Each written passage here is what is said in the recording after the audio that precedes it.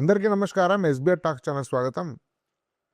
ఇటీవల కాలంలో అనేక మంది ప్రఖ్యాతి గడించిన వ్యక్తులతో జరిపేటువంటి ఇంటర్వ్యూల పరంపరను మీరు చూస్తున్నారు.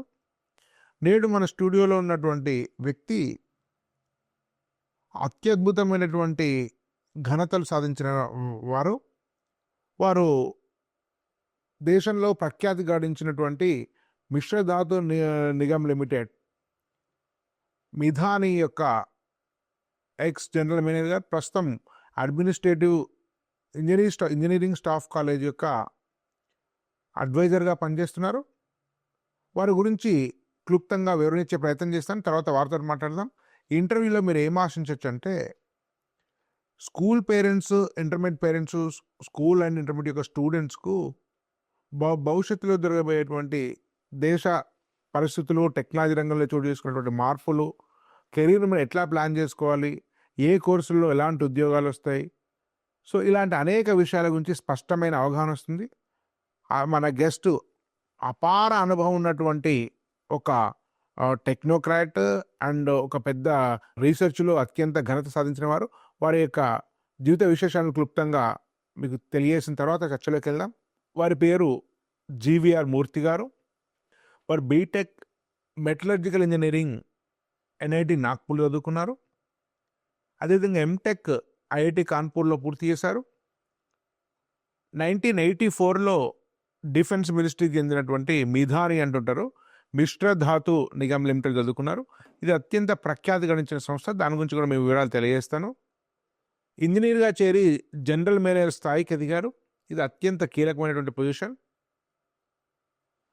అదేవిధంగా forging and heat treatment, design, ఉత్పత్తి ప్రణాళిక, నాణ్యత నిర్వహణ, ఖర్చు తగ్గింపు, ఇలాంటి అనేక రంగాలను మీరు పర్యవేక్షించారు. దానిలో ISO AS 9100 and NABL QMS అమలు జరిపారు. క్వాలిటీ హెడ్గా పనిచేశారు. ఏరోనాటికల్ ఉత్పత్తుల పూర్తి అభివృద్ధి ప్రణాళిక, స్పెసిఫికేషన్ గుర్తింపు, పరీక్షలు, ధృవీకరణ, డాక్యుమెంటేషన్, సర్టిఫికేషన్ బాధ్యత నిర్వర్తించారు. కమర్షియల్ విభాగం ఇన్ఛార్జిగా కూడా పనిచేశారు వీరి సర్టిఫికేషన్ల గురించి ఒకసారి తెలియజేస్తాను.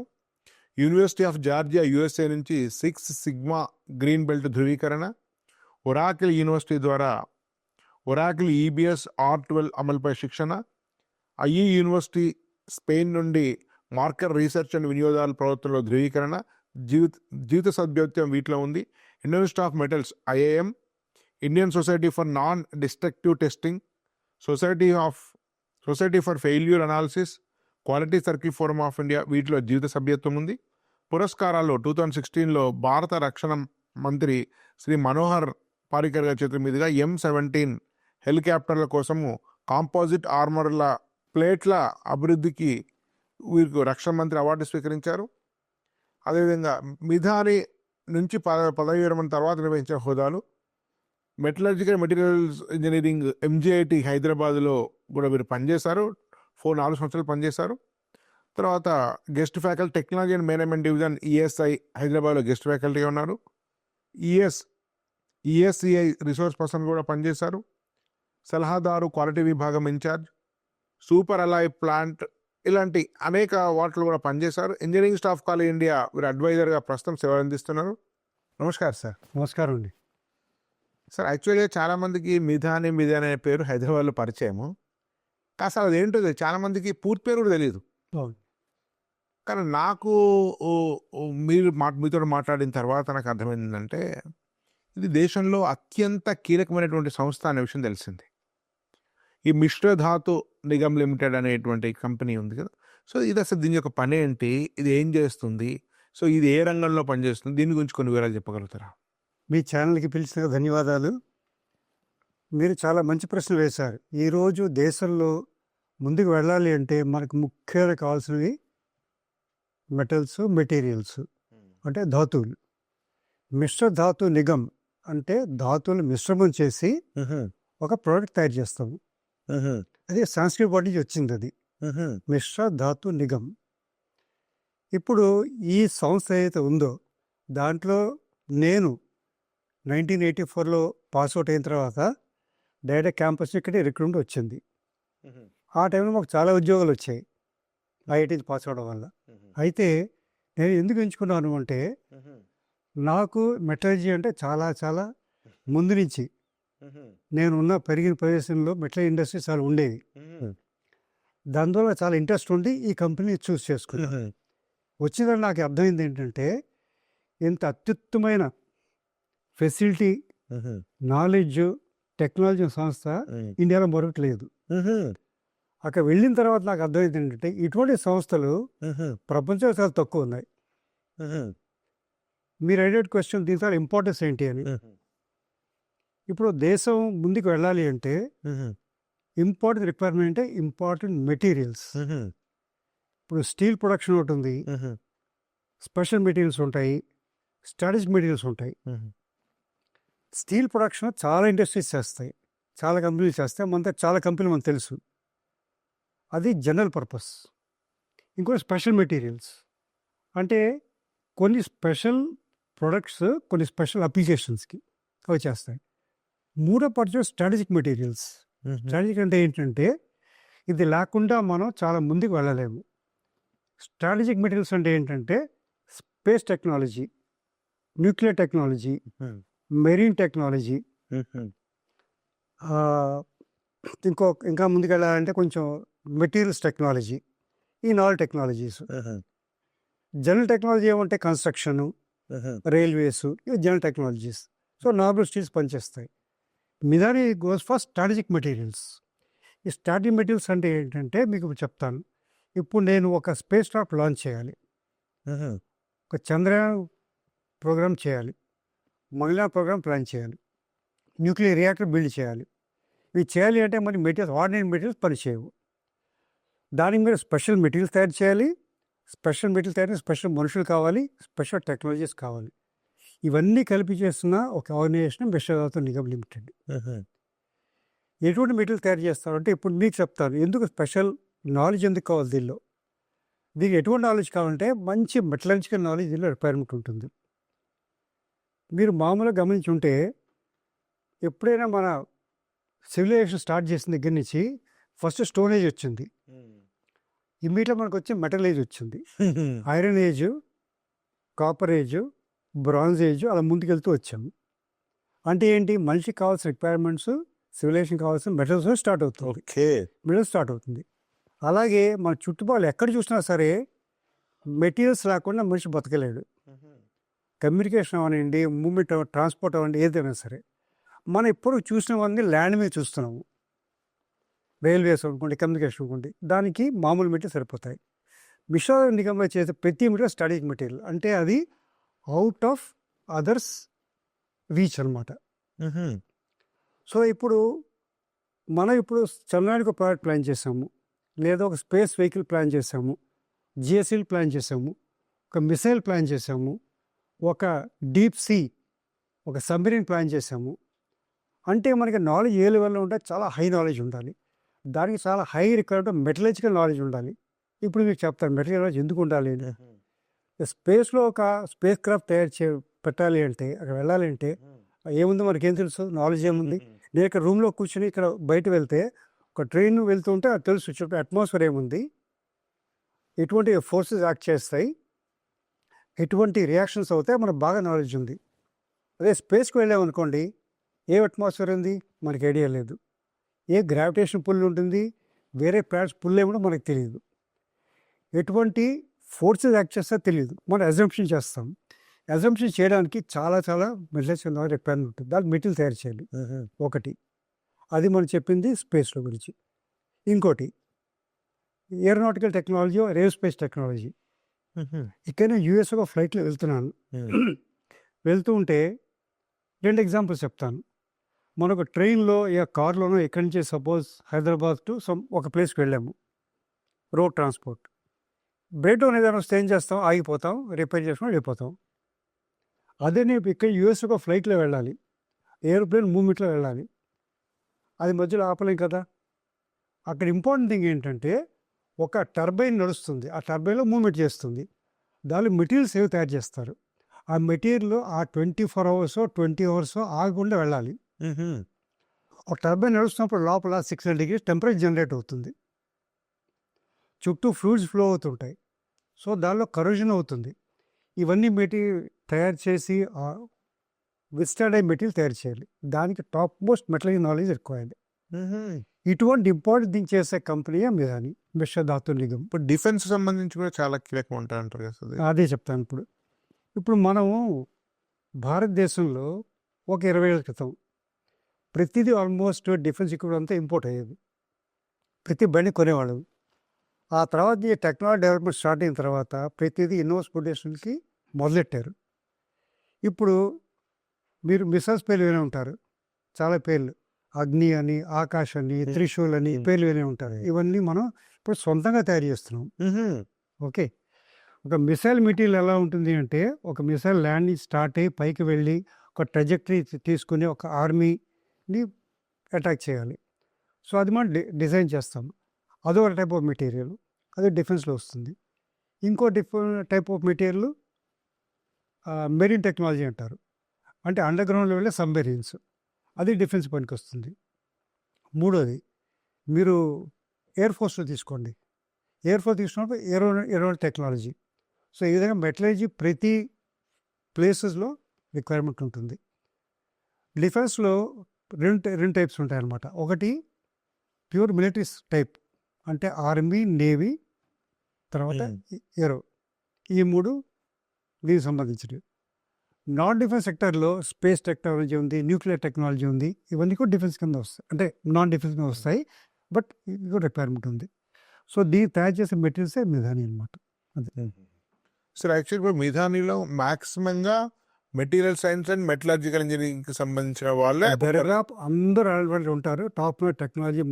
సో మీకు ఇక్కడ నేను చెప్పేది ఏంటంటే, ఇంత పెద్ద ప్రాజెక్టు, ఇంత పెద్ద ఇన్స్టిట్యూషన్ నడుస్తుంది అంటే మంచి మెటలర్జీ నాలెడ్జ్ వాళ్ళు కావాలి అక్కడ.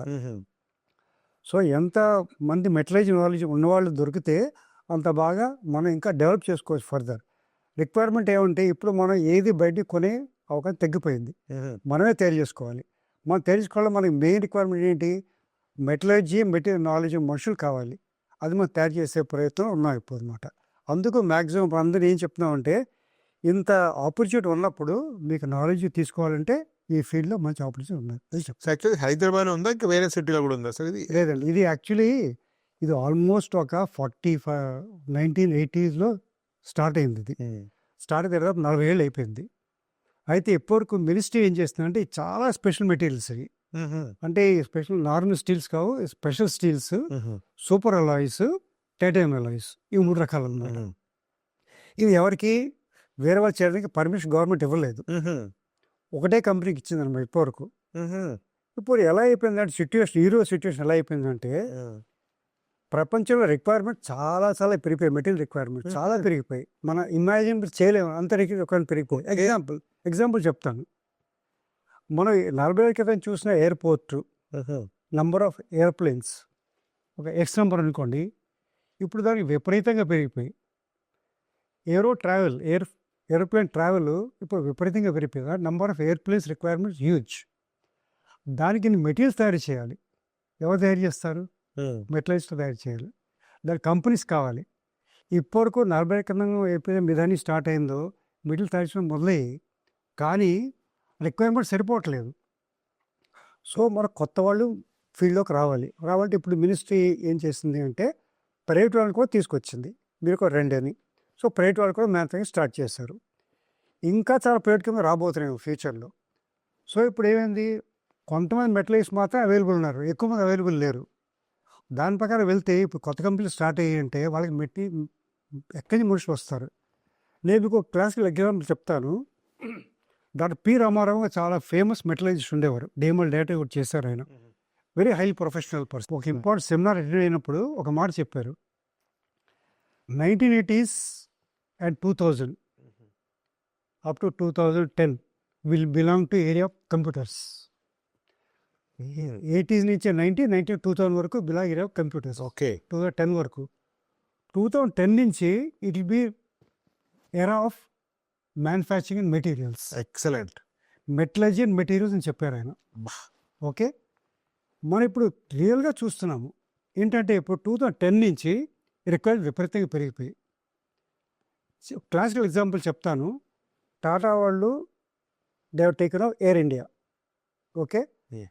400 ఎయిర్ క్రాఫ్ట్స్ ఆర్డర్ చేశారు బోయింగ్ ఎయిర్ క్రాఫ్ట్కి సప్లై చేయమని. ఓకే. వాళ్ళు ఉన్న కెపాసిటీ తోటి హార్డ్లీ 100 చేయగలరు. ఓకే. ఇప్పుడు ఇంత ఫాస్ట్గా చేయాలంటే no they are coming to India and telling please manufacture material for us and give, మీరు తయారు మాకు ఇవ్వండి. నేను ఇప్పుడు లాస్ట్ సన్ఫ్లాగ్ ఐరన్ స్టీల్ కంపెనీలో పనిచేసినప్పుడు చాలా ప్రైవేట్ కంపెనీ టైప్కి వచ్చాయి. లాకిడ్ మార్టిన్ అని, బోయింగ్ అని, ఎయిర్ బస్ అని, కాలిన్స్ అని వస్తున్నారు. ఫారిన్ కంపెనీ మన దగ్గరకు వస్తున్నారు.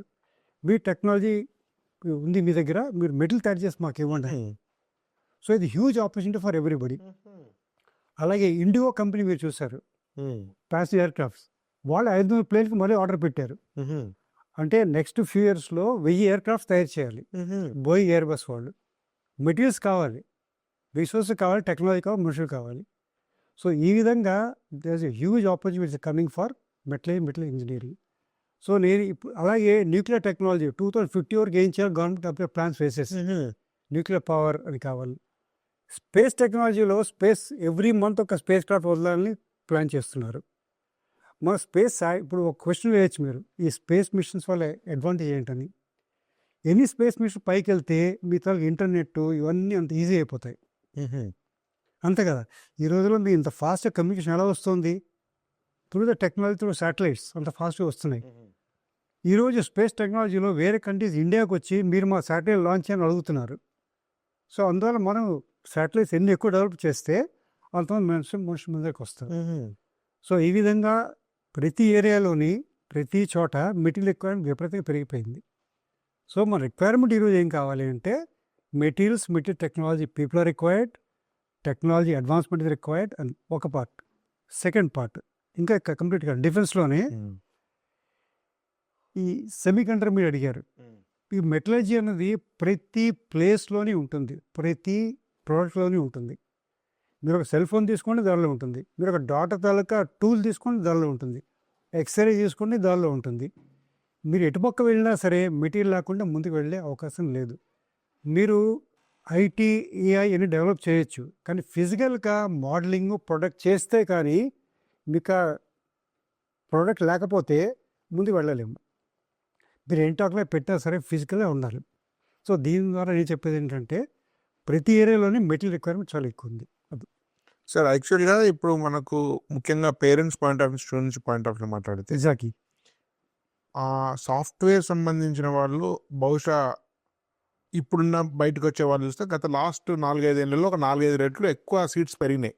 ఒకప్పుడు మీరు చూస్తే ఎంజేటీలో కానీ, సిబిఐటీలో కానీ వాటిలో చూస్తే మీరు పనిచేస్తారు ఎంజేటీ, వాటిలో చూస్తే 60-80 ఉండేది బహుశా మీరు పనిచేసినప్పుడు కంప్యూటర్ సీట్. బహుశా ఇప్పుడు ఒక 600 నుంచి 1000 సీట్స్ ఉన్నాయి సార్. ఏదో వివిధ రకరకాల విచిత్ర పేర్లతో కంప్యూటర్ సైన్స్. కరెక్ట్.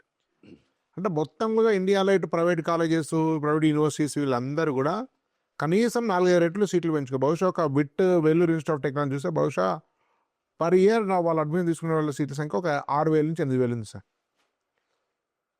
సో ఈ మొత్తంలో ఐటీ ఎక్స్పర్ట్స్ వాళ్ళందరూ ఏఐ తర్వాత ఏమంటున్నారంటే మేబీ 100 మంది కంప్యూటర్ సైన్స్ చదువుకున్న వాళ్ళు బయటకు వస్తే మేబీ 20 మందికో 30 మందికో ఎంప్లాయ్మెంట్ ఉండే అవకాశం ఉంది హార్డ్లీగా ఆర్టిఫిషియల్ ఎఫెక్ట్ తర్వాత అంటున్నారు. అంటే 5 బయటకు వస్తే ఒకరికి ఎంప్లాయ్మెంట్ ఉంది, 4 కష్టం కావచ్చు. రేపు పొద్దున మనం ఏం జరుగుతుందో ప్రేట్ చేయాలి. అంటే చాలామంది ఎక్స్పర్ట్స్ మీలాంటి వాళ్ళు చెప్తున్నది ఏంటంటే కరెక్ట్గా అని మీరు నాకు, కానీ ఒక్క మెటీరియల్ సైన్స్ ఇంజనీర్ అయిన వాళ్ళకి మాత్రమే చదివే స్టూడెంట్స్ కంటే ఉండే అవకాశాల సంఖ్య ఎక్కువనే. దేశంలో నిరుద్యోగం అంటున్నాం, కానీ నిరుద్యోగం లేని ఏకైక బ్రాంచ్ ఏంటంటే metallurgical and material science. So దీని గురించి కొంచెం ఎన్ని సీట్స్ ఉన్నాయి, ఎంతమందికి అవసరం ఉంది, ఇప్పుడు ఫ్యూచర్లో ఎంతమంది అవసరం ఉంటుంది. ఇంతకుముందు ఎలాన్ మస్క్ కూడా మెటలర్జీ రూల్స్ అని చెప్పి ఒక స్టేట్మెంట్ ఇచ్చారని చెప్పి కరెక్ట్. దీని గురించి కొంచెం వివరంగా చెప్పారు. అది ఇప్పుడు నేను ఒక మాట చెప్పాను. నేను 1984లో పాస్ అవుట్ అయినప్పుడు మెటలర్జీ ప్రొడక్ట్ వచ్చే మనుషులు తక్కువ ఉండేవారు, అవకాశాలు ఎక్కువ ఉండేవి. ఇప్పుడు నాకు 5-6 జాబ్స్ వచ్చాయి పాస్ అవుట్ అయిన వెంటనే. నేను చూస్ చేసి వచ్చాయి దేనివల్ల దేని మానేయాలని చెప్పేసి. ఈ రోజున అవకాశాలు చాలా తక్కువ ఉన్నాయి. అయితే మీరు చెప్పినట్టుగా ఐటీ సెక్టర్లో అందరూ జాబ్ ఎదురు చూడాలి, వెతుక్కోవాలి, లేదా వాళ్ళు పిలవాలి. ఇప్పుడు మెటీరియల్ సైన్స్లోనే మీ స్టాటిస్టిక్స్ చెప్తాను వినండి. నేను ఈ మధ్య దీంట్లో చదివాను. దాదాపు 8,800 కాలేజీలు ఉన్నాయి, engineering colleges all over the country. దానిలో 2,200 2,300 గవర్నమెంట్ కాలేజెస్ ఉన్నాయి. మిగతా 6,000 కాలేజెస్ చిల్లర ప్రైవేట్ కాలేజెస్ ఉన్నాయి. సో వీటిలోని 80% or 70 okay forget about that, 50% అనుకోండి, 50% రేట్ ఓన్లీ ఐటీ సెక్టర్ వాళ్ళు బయటకు వస్తున్నారు. మిగతా 50% 40% కోర్ సెక్టర్ బయటకు వస్తున్నారు. ఈ కోర్ సెక్టర్లో వచ్చిన వాళ్ళు ఐటీ సెక్టర్, ఈ ఐటీలో ఉన్నవాళ్ళు మీరు రెండు పార్ట్స్ విభజిస్తే, కోర్ సెక్టర్లో యాక్చువల్లీ వెళ్ళే మ్యానుఫ్యాక్చరింగ్ సెక్టర్కి వెళ్ళాలి, లేదా ఒక డెవలప్మెంట్ సెక్టర్ డిజైన్ సెక్టర్ వెళ్ళాలి. ఐటీ వాళ్ళు బేస్లీ డిజైన్ సెక్టర్ వెళ్ళాలి వాళ్ళు. ఈ ఐటీ సెక్టర్లో కూడా కొంతమంది కోర్ ఇంజనీర్ నుంచి ఐటీ సెక్టర్ షిఫ్ట్ అయిన వాళ్ళు ఉంటారు, కొంతమంది టోటల్ ఐటీ సెక్టర్లో ఉన్న వాళ్ళు ముందు ఉంటారు, కంప్యూటర్ సైన్స్ వాళ్ళు ఉంటారు. ఇప్పుడు ఎవరైతే ఫ్యాబ్రికేషన్ చేస్తారో, మ్యానుఫ్యాక్చరింగ్ చేస్తారో, అది లాస్ట్ స్కేల్లో కోర్ ఇంజనీర్ కావాలి. ఎక్స్పీరియన్స్ ఎక్కువ అవుతుంది కొద్దీ కోర్ ఇంజనీర్లో వాల్యూ చాలా ఎక్కువ పెరుగుతుంది. ఎక్స్పీరియన్స్ ఎక్కువ కొద్దీ ఐటీ సెక్టర్లో వాళ్ళ వాల్యూ తగ్గుతూ ఉంటుంది. ఎందుకంటే it is more related to some kind of database ఆ టైప్లో. మ్యానుఫ్యాక్చరింగ్ ఏమవుతుందంటే ఎంత ఎక్స్పీరియన్స్ అవుతుంటే అంత వాల్యూ ఎక్కువ పెరుగుతూ ఉంటుంది. ఆ విధంగా కోర్ సెక్టర్లో బ్రాండ్స్ ఏవైతే ఉన్నాయో ఇవన్నీ వాటి ముందుకు వెళ్ళే అవకాశాలు ఎక్కువ ఉంటాయి. అలాగే మీకు ఇందాక చెప్పినట్టుగా ఉన్న 6,000 ప్రైవేట్ కాలేజెస్లో 2,000 గవర్నమెంట్ కాలేజీలు కంపేర్ చేస్తే దాదాపు 130-140 కాలేజీల్లో మెటలర్జీ ఉంది. అంటే ఒక మెటీరియల్స్ ఒక్క నిమిషం సార్, 8,800 కాలేజీలో 130 అంటే సుమారుగా అది మేబీ 1.5%, 1.5%, 2% అనుకోండి, లెస్ దాన్ 2%, 1 to 2% అది మధ్యలో ఉన్నాయి. అంటే 100 కాలేజీలో 1-2 కాలేజీలో మాత్రమే ఉంది అది మెటీరియల్స్. ఒకటి. సెకండ్ థింగ్ ఏంటంటే, మీరు ఎప్పుడైనా సరే లాంగ్ గ్రోత్ చూసుకోవాలి. షార్ట్ గ్రోత్లో చాలా బాగుంటుంది, కానీ షార్ట్ గ్రోత్లో డెవలప్మెంట్ ఎలా చూసుకోవాలి. లాంగ్ గ్రోత్లో ఎప్పుడు మీరు స్టేజ్ బై స్టేజ్ వెళ్ళినప్పుడు కోర్ బ్రాంచ్ నాలెడ్జ్ ఎప్పుడు పెరుగుతూనే ఉంటుంది, తగ్గే క్వశ్చన్ లేదు. ఈ బ్రాంచ్లో ఏమవుతుందంటే మీరు స్టేజ్ బై స్టేజ్ ఎవ్రీడే మీరు మారిపోతూ ఉంటుంది. పెద్ద టెక్నాలజీ నిమిషాలు మారిపోతుంటాయి, ఇక్కడ ఏళ్లలో మారుతూ ఉంటుంది. ఓకే, స్టెబిలిటీ ఎక్కువ. ఫర్ ఎగ్జాంపుల్ ఓ బ్లాస్ట్ ఫర్నెస్ ఉంది మెటలర్జీలో, దాని టెక్నాలజీ 60 నుంచి 70 నుంచి అదే నడుస్తుంది. చిన్న చిన్న ఎడిషన్స్ వస్తున్నాయి, అది స్టీల్ మేకింగ్ అది మ్యాండేటరీ, అది మార్చబడదు. సో మీ నాలెడ్జ్ ఏమవుతుందంటే మనుష్య రిక్వైర్మెంట్ ఎక్కువ ఉంటుంది అక్కడ. అది టెక్నాలజీ డెవలప్మెంట్ పెద్ద డ్రాస్టిక్గా మారిపోదు. ఐటీ ఫీల్డ్ అది ఆ డిఫరెన్స్ అనమాట. అందువల్ల మీ నాలెడ్జ్ పెరుగుతూనే ఉంటుంది, తక్కే అవకాశం తగ్గులేదు. ఒకటి. సెకండ్ థింగ్, మీరు ఎప్పుడూ కొంచెం స్టార్టింగ్ పాయింట్లో ఎంట్రీ ఎప్పుడు కష్టంగానే ఉంటుంది కోర్ ఫీల్డ్స్లో, బట్ ఒక సర్టెన్ స్టేజ్ దాటిన తర్వాత మీ వాల్యూ చాలా వాల్యూ పెరిగిపోతూ ఉంటుంది. ఓకే. సెకండ్ థింగ్, చాలామంది కోర్ బ్రాంచెస్ అమ్మాయిలు వెళ్ళకూడదు అనుకుంటుంటారు, కష్టమవుతుంది అనుకుంటారు. ఈరోజు ఎగ్జాంపుల్ నేను చెప్తాను, పనిచేసిన విధానంలో. ఒక్క నిమిషం సార్, చెప్పండి. మీరు కాలేజీల సంఖ్య ఏంటారు, ఎంత ఎంప్లాయ్మెంట్ ఆపర్చునిటీ ఉందనే విషయం మనకు రాలేదు. కాలేజీలు 1 to 2% అనుకున్నాం, కానీ ఎంతమంది రిక్వైర్మెంట్ ఉన్నారు, మొత్తం సీట్ల సంఖ్య ఎంత, రిక్వైర్మెంట్ అనేది ఎంత ఉన్నది? అది ఏమవుతుందంటే ఈరోజు మనం ఎగ్జాక్ట్ ఫిగర్ చెప్పలేము. ఇప్పుడు ఆపర్చునిటీస్ చూస్తూ ఉంటే ఇంత రిక్వైర్మెంట్ ఫ్యూచర్ చాలా కనిపిస్తుంది. ఎందుకంటే మీకు ఎగ్జాంపుల్ చెప్పాను కదా, ఇన్ ఏరోస్పేస్ మీటింగ్లో ఇంత రిక్వైర్మెంట్ ఉంది, డిఫెన్స్ నుంచి రిక్వైర్మెంట్ ఉంది, నేవీ నుంచి రిక్వైర్మెంట్ ఉంది. సో అది మల్టిపుల్ 2 to 3 times మల్టిపుల్ అయ్యే అవకాశం నెక్స్ట్ 10 yearsలో. అది అంత రిక్వైర్మెంట్ ఉండే అవకాశం. అంటే ఉండేటువంటి చదివే స్టూడెంట్స్ కంటేనైతే అవకాశాల సంఖ్య ఎక్కువ ఉంది, అంతవరకు అయితే గ్యారంటీ. కరెక్ట్, అవును. దానికంటే ఎక్కువ అవకాశాలు ఉన్నాయి ఇప్పుడు రాబోతున్న ఫ్యూచర్లో. సార్ ఇంకా ఫ్యూచర్లో ఇప్పుడు మ్యానుఫ్యాక్చరింగ్ ఇండస్ట్రీ పెరగడం కానీ, మీరంటే స్పేస్ ఇండస్ట్రీ పెరగడం కానీ, ఏవియేషన్ ఇండస్ట్రీ పెరగడం కానీ, డిఫెన్స్లో మనం ఎక్విప్మెంట్స్ అని ఇండియాలో చేయాలి, make in India, Atmanirbhar Bharat అనే ప్రజెంట్ గవర్నమెంట్ ఆఫ్ ఇండియా తీసుకునేటువంటి పబ్లిక్ పాలసీల వల్ల, సెమీ కండక్టర్స్ వల్ల ఈ మెటలర్జీతో పాటు కోర్ ఇండస్ట్రీ ఆ రిక్వైర్మెంట్స్ ఎట్లా పెరగబోతున్నాయి? మీకు ఒక సింపుల్ స్ట్రాటజీ చెప్తాను. ఇప్పుడు గవర్నమెంట్ కొన్ని పాలసీస్ చేసిందనమాట. ఒకటి స్టీల్ పాలసీ ఒకటి ఉంది. 2010లోని మన రిక్వైర్మెంట్ అప్పుడు 2010లో 110 million tons ఉండేది. ఇప్పుడు 2020కి వచ్చేసరికల్లా 2025, 2030 కల్లా 230 million tons, అంటే డబుల్ అయిపోయింది. 2040 కల్లా 500 మిలియన్ టన్స్ చేయాలి. 500 మిలియన్ టన్స్ ఇంత స్టీల్ ప్రొడక్షన్ కావాలి కంట్రీలో. ఇప్పుడు వరల్డ్లోనే చైనా నెంబర్ 1 స్టీల్ ప్రొడక్షన్. తర్వాత నెక్స్ట్ మనమే. మనం సెకండ్ ఉన్నా సరే ఇప్పుడు నేషనల్ స్టీల్ పాలసీలో 2040 కల్లా మనం 500 మిలియన్ టన్ ప్రొడ్యూస్ చేయాలి చెప్తుంది. అంటే మీరు చూడండి ఎంత హ్యూజ్ రిక్వైర్మెంట్ ఉందో. సో దానివల్ల డెఫినెట్లీ జాబ్ ఎప్పుడైతే పెరిగే అవకాశం. సో దాంట్లో మనకు కావాల్సిన వాళ్ళు ఇంజనీర్లు ఎవరు సార్? మెటలాజికల్ ఇంజనీర్స్, మెటలాజికల్, మెకానికల్ ఈ రెండే. కెమికల్ కూడా చాలా తక్కువ. మెకానికల్ మెటలాజీ మ్యాక్సిమం ఉంటుంది అండి. ఓకే, అది ఒకటి. తర్వాత నేను మీకు చెప్పినట్టుగా ప్రతి ఏరియాలోని they are requirement for material people. ఒకటి. సెకండ్ థింగ్, పూర్వకాలంలో ఓన్లీ మెటల్స్ యూజ్ చేసేవారు. ఇప్పుడు అన్ని మెటీరియల్ రిప్లేస్ అయిపోతున్నాయి. You take a chair today made of materials, composites, car bodies అన్ని కాంపోజిట్ చేస్తున్నారు. ఏరోప్లేన్లో కూడా పూర్తి అల్యూమినియం చేసేవారు. ఇప్పుడు అది కూడా కాంపోజిట్ రిప్లేస్ అయిపోతుంది.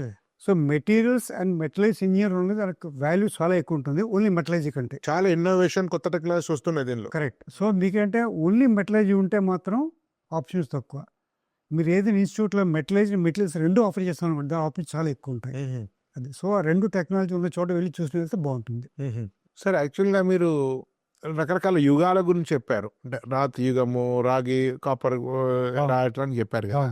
అంటే కొన్ని చాలా వందల వేల పాటు ఒకటే మెటీరియల్ వాడుతున్నారు, పెద్దగా మార్పులు లేవు. కానీ ఇటీవల కాలంలో వార్తలను చూస్తే ఈ మెటీరియల్ సైన్స్లో చాలా కొత్త ఇన్నోవేషన్స్ వస్తున్నాయి. ఉదాహరణకు వారం రోజులు ఇల్లు కట్టేస్తున్నారు. తర్వాత మీకు ఎలక్ట్రికల్ వెహికల్స్లో వచ్చే మెటల్స్ లిథియం అట్లాంటివి వస్తున్నాయి. తర్వాత ఏరోస్పేస్ కూడా ఇన్నోవేషన్స్ వస్తున్నాయి, బుల్లెట్ ట్రైన్స్ వస్తున్నాయి. సో రకరకాల స్పేస్ సంబంధించిన వాటి డిఫెన్స్ వాటిలో కూడా రకరకాల కొత్త వెపన్స్ అవన్నీ వస్తున్నాయి. సో ఇట్లాంటి రకరకాల నాకు తెలిసింది మెటీరియల్ సైన్స్లో చాలా చాలా ఇన్నోవేషన్స్ గత కొద్ది కాలం నుంచి జరుగుతున్నట్టు కనబడుతుంది. సో ఈ ఇన్నోవేషన్స్ ఎట్లా ఉన్నాయి? ఈ ఇన్నోవేషన్స్ జరగడం వల్ల కొత్త మెటీరియల్స్ అనుకోవడం వల్ల ఎంప్లాయ్మెంట్ సెక్టర్ ఎట్లా మారబోతుంది? ఓకే, మంచి క్వశ్చన్ అండి. ఇప్పుడు మీకు ఎగ్జాంపుల్ చెప్తాను, ఒక ప్రాక్టికల్ ఎగ్జాంపుల్ చెప్తాను. మన అంతంలో రష్యా నుంచి హెలికాప్టర్స్ ఇంపోర్ట్ చేసుకునే వాళ్ళని వాడేవాళ్ళని, చాలా థిక్ స్టీల్ యూజ్ చేసేవారు అని చేసేవారు. మీ దానిలో ఉన్న ఎగ్జాంపుల్ చెప్తున్నాను నేను. ఆ టైంలో రష్యా వాళ్ళు సడన్లీ సప్లై ఆపేస్తారు. మనకి వాళ్ళు టెక్నాలజీ ఎక్కువ డీటెయిల్స్ ఇవ్వరు మనకి. ఆ టైంలో మినిస్ట్రీ వాళ్ళు, అంటే మిలిటరీ వాళ్ళు వచ్చి ఏం అడిగారంటే, మాకు మెటీరియల్స్ అవుతున్నా మీరు రిప్లేస్ చేయాలి, దాంతో వెయిట్ తగ్గించాలన్నారు. అంటే మిధాని వాళ్ళు అడిగారా? మిధాని అడిగారు అనమాట. డిఎంఆర్ మిధానికి వెళ్ళి ప్రాజెక్ట్ చేశారు. అప్పుడు ఏమవుతుందంటే, మీరు ఒక ఎయిర్ క్రాఫ్ట్ లిఫ్ట్ అయినప్పుడు 1 kg దాని తాలూకు వెయిట్ తగ్గిస్తే అంత ఫ్యూల్ సేవ్ అవుతుంది. అంతే కదా, ఎంత బరువు తక్కువ అవుతుంటే అంత ఫ్యూల్ కన్సంప్షన్ తక్కువ అవుతుంది. సో ఆ టైంలో it was a challenge. So ఆ టైంలో ఈ మెటలజీ తీసేసి మెటీరియల్స్ తీసుకొచ్చారు. ఆ మెటీరియల్ ఏమిటంటే ఒక సెరామిక్, టైటానియం కలిపి ఒక బాండింగ్ చేసి అది హెలికాప్టర్ ఫిట్ చేసాము. అలా రకరకాల ప్లేట్స్ ఫిట్ చేసి ఒక స్పెషల్ మెటీరియల్తో తయారైన హెలికాప్టర్ని లాంచ్ చేస్తే 40% వెయిట్ రిడక్షన్ వచ్చింది.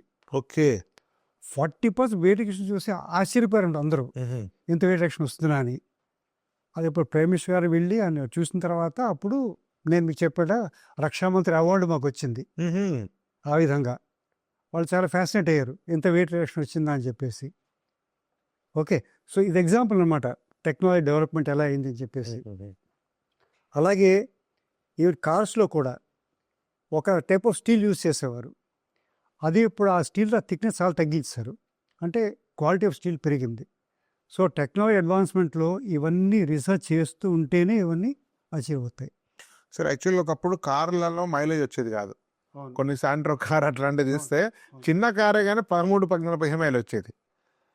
ఈ మధ్య నేను ఒక పెద్ద కారు కొన్నాను. ఈ మధ్య పెద్ద కార్లో చూస్తే నా కార్ మైలేజ్ 18-19-20 వస్తుంది. చాలా పెద్ద car, 7-seated car in fact.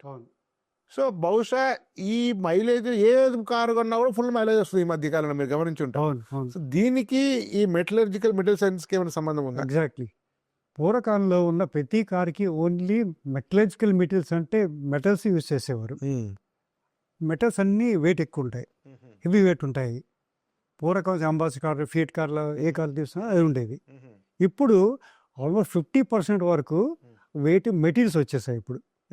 Carbon fibre, గ్లాసులో ఇంప్రూవ్మెంట్, ఓకే, ఈ స్టీరింగ్ వాటిలో ఇంప్రూవ్మెంట్, లోపల మీకు రేడియేటర్లో ఆ మెటీరియల్స్ అల్యూమినియం యూస్ చేసేది, వీటన్నిటిలో టెక్నాలజికల్లీ ఫాస్ట్ అంటే హీట్ ట్రాన్స్ఫర్ అయ్యే మెటీరియల్ యూస్ చేసేది. దానిలో మీకు ఆటోమేటిక్గా మైలేజ్ పెరుగుతుంది, ఎందుకంటే వెహికల్ వెయిట్ తగ్గిపోయింది, వెహికల్ తాలూకా స్ట్రెంగ్త్ ఇంప్రూవ్ అయింది. సో మీరు యాక్సిడెంట్ అయినా సరే మీకు పెద్ద లాస్ ఉండదు, ఓకే, ఆర్ ఇంజిన్ వేడెక్కినా మీకు పెద్ద లాస్ ఉండదు, because better heat transfer materials. ఇది ఒకటి. అలాగే ఎయిర్ క్రాఫ్ట్లో కూడా సూపర్వైజర్ మెటీరియల్స్ వచ్చాయి. అలాగే థర్మల్ ఇంజనీరింగ్లో టర్బైన్స్లో స్పెషల్ సూపర్వైజర్ వచ్చాయి. సూపర్వైజర్ ఏంటంటే హై టెంపరేచర్ కూడా ఏమాత్రం ఎక్స్పాండ్ కావాలన్నమాట, అది సూపర్వైజర్ స్పెషాలిటీ. ఫర్ ఎగ్జాంపుల్ మీకు చెప్తాను, ఒక టర్బైన్ రొటేట్ అవుతుంది, ఒక ఫ్లైట్ వెళ్తుంది, టర్బైన్లో ఉన్న వాటి బ్లేడ్స్ ఉంటాయన్నమాట. ఆ బ్లేడ్ ఒక స్పెసిఫిక్ లెంత్ కంటే ఇంక్రీజ్ కాకూడదు, అయిందనుకోండి బాడీ టచ్ అయ్యి ప్లేన్ క్రాష్ అయిపోతుంది. ఆ టెంపరేచర్ సో దానికి స్పెషల్ మెటీరియల్ సూపర్వైజర్ తయారు చేస్తారు. ఆ సూపర్లో ఒకటి ఉండేది, ఇప్పుడు దాన్ని ఫర్దర్ ఇంప్రూవ్మెంట్ అయ్యి ఇంకా హై టెంపరేచర్ వెళ్ళిపోతున్నారు. హై టెంపరేచర్ ఎక్కువ అవుతుంటే మీకు థ్రస్ట్ ఎక్కువ జనరేట్ అవుతుంది, ఇంకా ఫాస్ట్ వెళ్ళిపోతుంది. ఒకప్పుడు 100 కిలోమీటర్ స్పీడ్ వెళ్తే ఇవాళ 500 కిలోమీటర్ స్పీడ్తో వెళ్ళగలం మనం. ఆ విధంగా వెళ్తాయి. సో ఆ విధంగా technology improvement and materials is youth require. Sir ఇప్పుడు మెటలర్జికల్ అండ్ మెటీరియల్స్ అనగానే బేసిక్గా గుర్తొచ్చేది ఏంటంటే వైజాగ్ స్టీల్ ఫ్యాక్టరీ, లేకుంటే స్టీల్ ఫ్యాక్టరీస్, లేదా డిఫెన్స్లో కొన్ని జాబ్స్, మేబీ కొన్ని మైనింగ్లో కొన్ని ఉంటాయేమో జాబ్స్. సో లేకుంటే మీరు అన్నట్టు మీకు చెప్పిన తర్వాత ఎయిర్ క్రాఫ్ట్ అంటే ఇవన్నీ గవర్నమెంట్ సెక్టర్ ఉండేవి సార్. గవర్నమెంట్ సెక్టర్ ఎట్లయినా లిమిటెడ్ జాబ్స్ ఉంటాయి. అంటే ఇప్పుడు మెటల్ సైన్స్కు ప్రైవేట్లో ఉండేటువంటి జాబ్స్ ఏమైనా చెప్పగలరు? మీకు ఒక ఫస్ట్ ఎగ్జాంపుల్ చెప్తాను. ఇండియాలో ఫస్ట్ స్టార్ట్ చేసిన steel plant Tata and steel company, TISCO అనేవారు, జంషెడ్పూర్లో 1920లో స్టార్ట్ అయింది. అది మా గ్రాండ్ ఫాదర్ పనిచేసేవారు దానిలో 1930sలో. ఓకే, అది ఫస్ట్ స్టార్ట్ అయింది. ఎందుకు స్టార్ట్ అయింది అక్కడ అంటే అక్కడ రిసోర్సెస్ విపరీతంగా ఉన్నాయి ఆ ఏరియాలో. అప్పుడు బీహార్ అనేవారు, ఆ సింభూమ్ డిస్ట్రిక్ట్లో. తర్వాత 1970s 60s వచ్చిన తర్వాత పండిత్ జవహర్లాల్ నెహ్రూ గారు స్టీల్ ప్లాంట్స్ అప్పుడు ఒక స్ట్రాటజిక్ విజన్తో స్టార్ట్ చేశారు. ఏమన్నారు అంటే dams and steel plants are called temples of India. Temples of India అనేవారు, చూడండి హిస్టరీలో టెంపుల్స్ ఆఫ్ ఇండియా అంటారు. ఉద్దేశం ఏంటి, ఒక కంట్రీ ముందుకు వెళ్ళాలి అంటే steel is mandatory. Country economy కూడా millions tons of steel produced మీదే కంట్రీ ఎకానమీ బేస్ అయ్యింది. అంటే ఒక కంట్రీ ఎకనామిక్లీ వయబుల్ అంటే స్టీల్ ప్రొడక్షన్ ఉంటేనే అవుతుందన్నమాట. ఆ విధంగా స్టీల్ ప్లాంట్ ఎస్టాబ్లిష్ చేశారు. అప్పటికైనా స్టీల్ ప్లాంట్స్ అన్నీ కమర్షియల్. ఓకే, ఇప్పుడు మీరు చెప్పిన వైజాగ్ స్టీల్ ప్లాంట్ ఏతున్నాయనుకోండి, బేస్కి ఇవన్నీ చేసేది కమర్షియల్ ప్రొడక్షన్, అంటే ఫర్ బిల్డింగ్, కన్స్ట్రక్షన్, వాటి గురించి.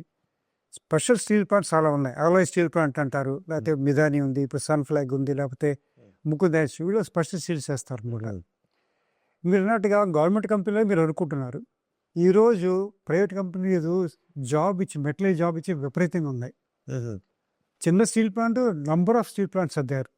ప్రైవేట్లో టాటా స్టీల్ ఉంది ఇప్పుడు, కాకుండా జిందాల్ ఐరన్ స్టీల్ ఉంది, ఓకే, ముకుంద్ స్టీల్ ఉంది, సన్ఫ్లాగ్ స్టీల్ ఉంది, అలాగే మీరు ఎస్ఆర్ స్టీల్ ఉంది, అది స్టీల్ కంపెనీస్.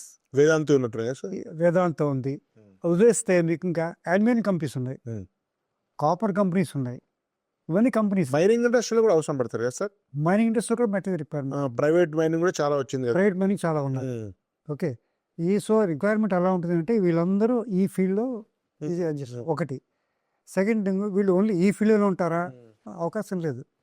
మీరు ఈ నాలెడ్జ్ తోటి, బేసిక్ నాలెడ్జ్ తోటి సాఫ్ట్వేర్ కంపెనీ కూడా ఈజీగా షిఫ్ట్ అవ్వచ్చు. నేను ఎగ్జాంపుల్ అనుకోండి, I'm a fully certified Oracle specialist. Okay, having done all courses.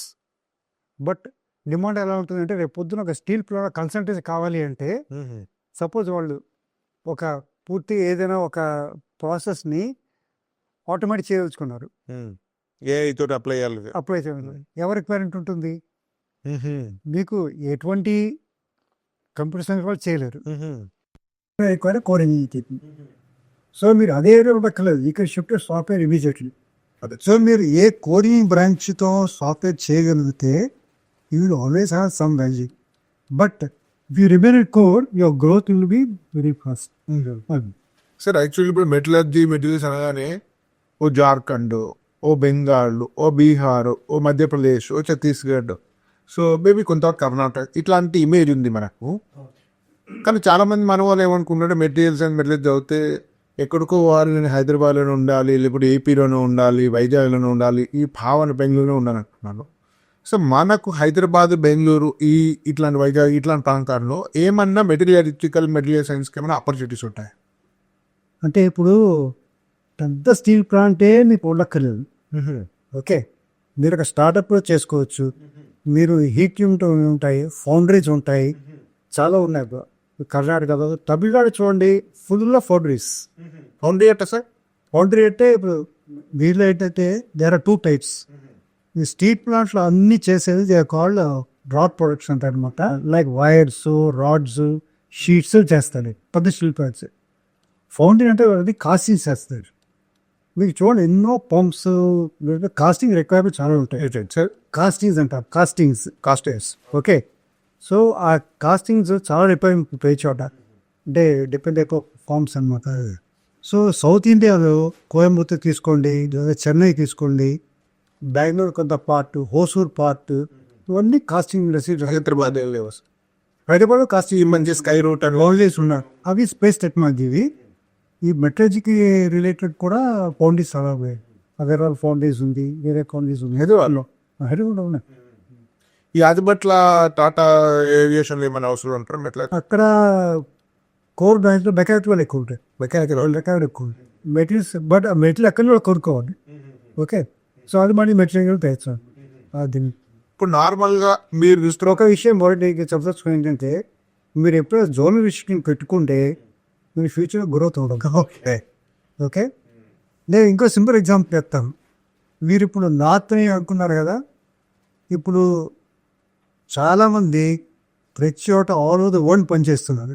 అలాగే ఈక్వల్గా సౌత్ ఇండియన్స్ విపరీతంగా పనిచేస్తున్నారు నార్త్తో కూడా. ఇప్పుడు ఫర్ ఎగ్జాంపుల్ మీరు నా కేసు నేను చెప్పాను, మా ఫాదర్ కేసు అందరూ చాలా మంది షిఫ్ట్ అయ్యారు అక్కడికి. షిఫ్ట్ అయిన తర్వాత అక్కడ జాబ్ చేస్తున్నారు, స్టీల్ ప్లాంట్లో జాబ్ చేస్తున్నారు. బికాజ్ వాళ్ళకి ఇక్కడ ఏమి అవకాశాలు లేవు, అప్పుడు అక్కడికి వెళ్ళారు. ఇప్పుడు వచ్చి చాలా పెద్ద పొజిషన్ అందరూ వెళ్ళారు. సో మీరు ఎప్పుడు ఏ విషయం పెట్టుకుంటారో మీరు ఎక్కడ ఆపర్చునిటీకి వెళ్ళి పని చేయాలి. అలాగే బెంగళూరు కానీ, కర్ణాటక కానీ, హైదరాబాద్ కానీ మీరు తీసుకుంటే సాఫ్ట్ ఇండస్ట్రీలో పోయి తిరుగుతున్నారా? లేదు, ఢిల్లీ నుంచి వస్తున్నారు, బాంబే నుంచి వస్తున్నారు, అక్కడి నుంచి వస్తున్నారు, వాళ్ళ నుంచి వస్తున్నారు ఇక్కడికి. అక్కడ ఆపర్చునిటీ లేదు, ఇక్కడ ఆపర్చునిటీ ఎక్కువ పని చేస్తున్నారు. మరి అక్కడ ఆపర్చునిటీ ఎక్కువ వెళ్ళొచ్చు కదా. సో మరి తర్వాత ఈ రోజుల్లో distance not a restriction. Hours వెళ్ళిపోవచ్చు, ఫ్యూ అవర్స్ వెళ్ళిపోవచ్చు అండి. సో మీరు ఎప్పుడైతే రిస్ట్రిక్షన్ పెట్టుకుంటారో మీకు గ్రోత్ ఉండవచ్చు. ఏ చదివారో దాని రిక్వైర్మెంట్ ఎక్కువ పడుతుంది. So actually for metallurgical and material science యొక్క ప్యాకేజెస్ ఎంతమంది ప్లేస్ అవుతున్నారు? సరే, వాళ్ళు సాఫ్ట్వేర్ షిఫ్ట్ కావచ్చు, స్టూడెంట్స్ వేరే. మీరు ఐఐటీ చదువుకున్నారు, ఎన్ఐటీ చదువుకున్నారు, నారు ఈ అబ్జర్వేషన్, మీరు అల్యూమిని కూడా ఉన్నారు, ఎన్నో వాటి ఖర్చులు చాలా పెద్ద స్థాయిలో పనిచేస్తారు. కాబట్టి సీరియస్ ఉన్న వాళ్ళు, సరే మీ కేజీవాడలో వాళ్ళు ఐటీకి పోతా అనుకుంటే ఆ లెక్క తీసేస్తే సీరియస్ కోరిక వెళ్ళే వాళ్ళకి ఎంత పర్సెంట్ ప్లేస్మెంట్స్ వచ్చాయో అట్లీస్ట్ కొంచెం మంచి ఇన్స్టిట్యూట్, ఎండిఐటీ లాంటి దానిలో కానీ, మీరు చదువుకునే ఎన్ఐటీ లాంటి దానిలో కానీ, ఐఐటీస్లో కానీ, ప్రీమియర్ ఇన్స్టిట్యూషన్లో ఎంత ప్లేస్. ఇప్పుడు ఒక సింపుల్ ఎగ్జాంపుల్ చెప్తాను. ఎంజీఐటీలో ఒక 5 కిలో నారాయణ ఒక ఉన్నారు. లాస్ట్ ఇయర్ ఒక 2 మనుషులు కావచ్చు, ఆయన ఫోన్ చేస్తే అందరూ ప్లేస్మెంట్ అయిపోయింది, ఒక ఖరీదు చేసాం. సో సినిమా లోపల ఇప్పుడు సో ఈ రోజుల్లో ప్లేస్మెంట్ పెద్ద ప్రాబ్లం అనిపిస్తుంది ఈ ఫీల్డ్. ఎందుకంటే రిక్వైర్మెంట్ అలా ఉంది. సో మీరు మేబీ ఒక 2-3 months వెయిట్ చేయాలి, ఒక 4 వెయిట్ చేయాలి. ఒకటి, ప్రతి వాళ్ళు క్యాంపస్ ఇంట్లో క్యాంపస్ జాబ్స్ అంటారు. ఈ రోజుల్లో క్యాంపస్ ఇంటర్వ్యూలో జాబ్ అపాయింట్మెంట్ తీసుకొని వెయిట్ చేసిన మనుషులు చాలా మంది ఉంటారు. ఒకసారి అది వెయిట్ చేయాలి, మీరు వెయిట్ చేయాలి. ఇక్కడ వాడిది ఎప్పుడు ఉండదు. కోర్ ఈ ఫీల్డ్లో ఆన్ జాబ్ ఇమీడియట్లీ తీసుకుంటారు, లేకపోతే తీసుకోరు. సో ఇమీడియట్లీ మీకు అపాయింట్మెంట్ ఇచ్చేస్తుంది, ఎంప్లాయ్మెంట్ అయిపోతుంది. ఒకటి. సెకండ్ థింగ్, మీరు ఎప్పుడు లాంగ్ విజన్తో వెళ్తే మీకు ఎప్పుడు ఛాన్సాలు ఎక్కువ ఉంటాయి. మీరు ఎప్పుడు రేపు అవుతాం భయం మీకు ఉండదు. కోర్ ఇంజనీరింగ్లో ఎక్స్ప్రెషన్ మెట్రీ ఫీడ్బ్యాక్ మీరు రేపు అవుతాం భయం ఇప్పుడు ఉండదు. నేను సాఫ్ట్వేర్ చాలా మంది చేశాను, రేపు అవుతాం భయపడుతుంటాను. ఏంటి రోజులు పెరిగిపోతే అక్కడ మీ నాలెడ్జ్ పెరిగిన కొద్దీ మీ వాల్యూ పెరుగుతుంది, హోదా కూడా పెరుగుతుంది. మీ వాల్యూ పెరుగుతుంది, మీ నాలెడ్జ్ పెరుగుతుంది. సో నెక్స్ట్ స్టెప్ వెళ్తున్నప్పుడు ఈ వాల్యూ అలా పెరిగిపోతూ ఉంటుంది, తగ్గే అవకాశం ఉంది. సాఫ్ట్వేర్ మాత్రం అప్స్ అండ్ డౌన్స్ ఎక్కువ. మీకు వెళ్ళినప్పుడు రేపే అవుతాన డౌట్ ఎక్కువ ఉంటుంది. ఓకే, సో కంపెనీ మీరు చెప్పినప్పుడు స్టార్టింగ్ పైకి తక్కువ ఉండొచ్చు, దీనిలో అది ఎక్కువ ఉండొచ్చు. దీనిలో మీ గ్రోత్ లాంగ్ టర్మ్ తీసుకుంటే మీరు ఇంకో మాట గవర్నమెంట్ కంపెనీ తీసుకుంటాయి, చాలా ప్రైవేట్ కంపెనీ తీసుకున్నారు ఇప్పుడు. ఓకే, ఈరోజు ఎవరు గవర్నమెంట్ జాబ్ పెద్ద వెరీ అవుతాయి. ఎందుకంటే నేను సంప్రాగ్ స్టీమ్ కంపెనీలో పనిచేస్తాను. నేను నాకెందుకు ఐఐటీ వచ్చేవాడు 3 PhDలు పనిచేస్తాం. ఐఐటీ ఎందుకు వస్తారు అక్కడికి? మెటలర్జీ వాళ్ళు. Okay, so because they are trying to growth. వాళ్ళు ఎవరీ ఇయర్ ఇంకెళ్ళిపోతే విపరీతంగా వస్తుంది. ఎంటెక్ వాళ్ళు పనిచేస్తున్నారు ఐఐటీ తెచ్చి. ఎందుకు పనిచేస్తారు వాళ్ళు? ప్రైవేట్ కంపెనీ వాళ్ళు గ్రోత్ చాలా కనిపిస్తుంది అక్కడ. క్వశ్చన్ మెకనిక్స్ చెప్పేసి ఒక ఆయన అది చెప్పాడు, విధానం ఇంట్రోకి వెళ్ళకుండా ప్రైవేట్ కంపెనీకి వచ్చింది, ఎందుకంటే గ్రోత్ ఫాస్ట్ ఉంటుంది. సో అది గ్రోత్ కూడా ఫాస్ట్ ఉంటుంది. సో చివరి సార్ మీరు అపార 40 ఏళ్ళ పైగా మీకు అనుభవం ఉన్న ఒక వ్యక్తి, ఒక ఐఐటీగా, ఒక మీదాటి జనరల్ మేనేజర్గా, ఒక ప్రొఫెసర్, ఎన్నో రకాల ప్రకారం చూస్తే మీరు కోర్ ఇంజనీరింగ్ వాళ్ళకు మరియు మెటలర్జీ వాళ్ళకు పేరెంట్స్కు స్టూడెంట్స్కి మీరు ఇచ్చే సందేశం ఉద్దేశం. ఓకే, ఇప్పుడు ఒక ఇంపార్టెంట్ ఆస్పెక్ట్ పేరెంట్స్ మైండ్లో పెట్టుకోవాలి. కొంతమంది స్టూడెంట్స్ కొంతమంది కేసు వాళ్ళు కూడా చెప్పేది ఏంటంటే వాళ్ళకి ఒక డైరెక్షన్ వెళ్ళాలని ఉంటుంది, కోరి వెళ్ళాలని కొంతమంది ఉంటుంది. అంటే కొంత పేరెంట్స్ ప్రభావం వల్ల వాళ్ళ చుట్టుపక్కల తెలియకపోవడం వల్ల వాళ్ళు చెప్తూ ఉంటారు మీరు ఇటుపక్క వెళ్తే ఇటుపక్క వెళ్ళండి, స్టూడెంట్కి వదిలేయాలి ఇది ఒకటి. తర్వాత ఆ స్టూడెంట్ కూడా ఒక పేరెంట్ కూడా కొద్దిగా చుట్టుపక్కల ఏం జరుగుతుందో తెలుసుకోవాలి. సో వాడు సింగిల్ థాట్ వెళ్ళిపోతే రేపు పొద్దున ఏమవుతుందో ఆలోచించాలి. 5 years డౌన్ ద లైన్ ఏమవుతుందో ఆలోచించాలి, 10 years డౌన్ ద లైన్ ఏమవుతుందో ఆలోచించాలి.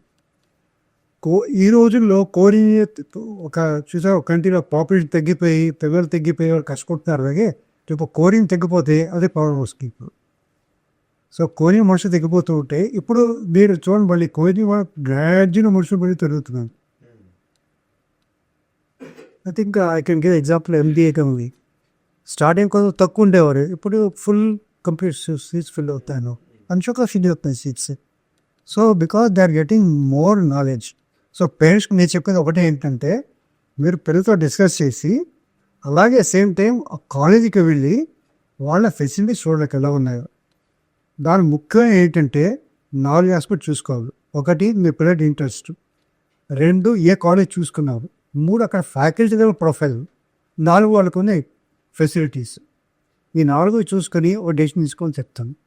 నేను మీకు చెప్పినట్టుగా 80s 90s below 2000 we belong to area of material IT technology. 20 and 30 we definitely belong to area of material. Okay sir, thank you very much sir. చాలా చాలా గొప్ప గొప్ప విషయాలు ఇచ్చారు.